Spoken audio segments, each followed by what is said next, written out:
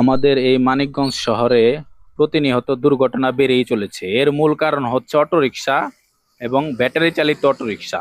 এই যে দেখেন, এদের কারণে হচ্ছে প্রতিনিয়ত এই দুর্ঘটনা ঘটে। আজও দুর্ঘটনা ঘটলো, যাত্রীরা প্রায় প্রাণে বেঁচে গেল। বাট কাল এরকম দুর্ঘটনা ঘটার কারণে একটা অবৈধভাবে অটোরিকশা, ব্যাটারি চালিত অটোরিকশা উল্টা পথে চলাচলের কারণে একটা ট্রাকের সাথে সংঘর্ষ হয়ে একটি বাচ্চা নিহত হয়। আসলে তার পরিবারই জানে যে এর কষ্ট কতটুকু। আসলে যার যায় সেই জানে যে এর কষ্ট কতটুকু।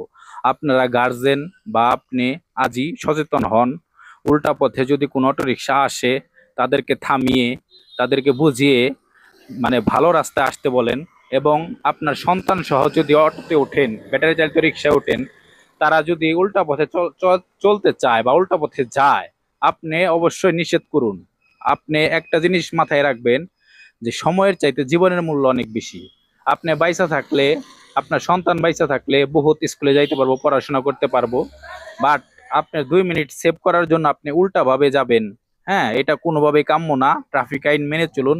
এবং যারাই হচ্ছে অটোরিকশা চালান, তারা সতর্ক হয়ে, ভাই আপনাদের কাছে অনুরোধ, আপনারা হচ্ছে উল্টা পথে চলাচল করবেন না। আপনারা হচ্ছে ট্রাফিক আইন মেনে চলুন। আর হচ্ছে আপনাদের হচ্ছে প্রায় প্রতিটাতেই আমি লুকিং গ্লাস দেখি না, আপনারা লুকিং গ্লাস লাগিয়ে নেবেন। কারণ হচ্ছে আপনাদের যেহেতু মোটর লাগানো, তো আপনাদের এখন রিক্সা বলা চলে না, আপনাদের হচ্ছে উড়োজাহাজ বলা চলে, রকেট বলা চলে। কারণ হচ্ছে আপনাদের পিক আপে যে টান, একটা মোটর সাইকেলের টানের সাথে পারা মুশকিল।